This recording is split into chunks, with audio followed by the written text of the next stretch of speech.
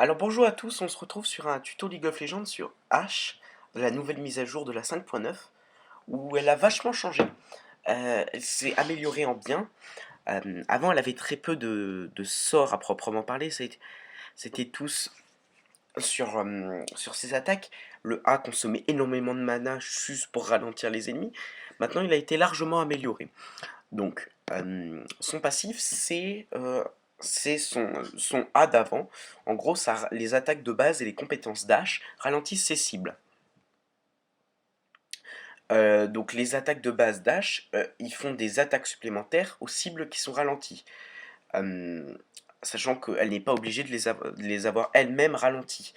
Ce qui peut être très utile quand on est avec un autre personnage qui peut ralentir. Son A été remplacé. Il s'agit maintenant d'un sort qui permet d'augmenter sa vitesse d'attaque. C'est un sort qui a un passif et un actif. Son passif, c'est qu'elle gagne un stack de concentration à chaque fois qu'elle ralentit un ennemi.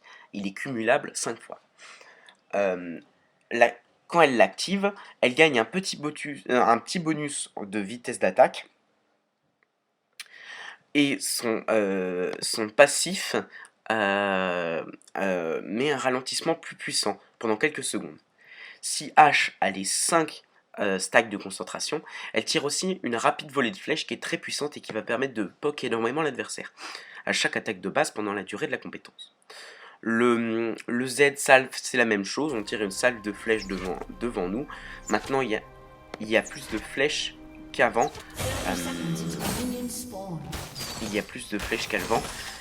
Et donc l'ennemi a plus de chances de se faire toucher. Donc on voit qu'on arrive direct sur les compétences.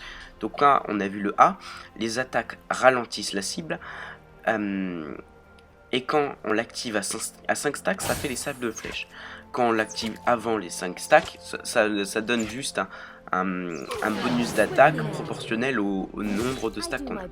Donc le W, donc c'est la volée de flèches, comme je l'avais expliqué, qui a maintenant plus de flèches. Mais par contre, l'ennemi ne reçoit les dégâts que d'une seule flèche. Plus de chances de toucher, mais moins d'efficacité. Le E, c'est le même qu'avant. Il envoie une sorte de petit faucon qui donne la vision. Sachant que ce faucon a maintenant une portée globale, il peut aller jusqu'à l'autre bout de la map. Il peut même se stacker jusqu'à 2 fois. En teamfight c'est plutôt utile, il y a 5 secondes entre chaque stack, mais chaque stack met 1 minute il me semble à réapparaître. Il s'agit d'une ability qui est superbe, sachant qu'elle donne la vision sur toute la longueur. Donc l'ultime reste le même, on lance une immense flèche qui peut faire toute la carte. En touchant, elle fera énormément de dégâts au personnage. En fait, elle s'arrêtera au premier personnage qu'elle touche. Elle fait des dégâts en cercle autour d'elle et stun les ennemis autour. On va pouvoir avoir différentes utilisations de ce sort. Donc là, on va l'utiliser pour fuir. Et même tuer l'ennemi. On voit qu'on est en très mauvaise position, mais il s'est dangereusement positionné sur la tourelle. On va en profiter pour lui mettre l'ulti et pouvoir le tuer. Donc là, je montre un combo avec l'oiseau et la flèche. On met d'abord l'oiseau pour avoir la vision, pour connaître la position de l'ennemi.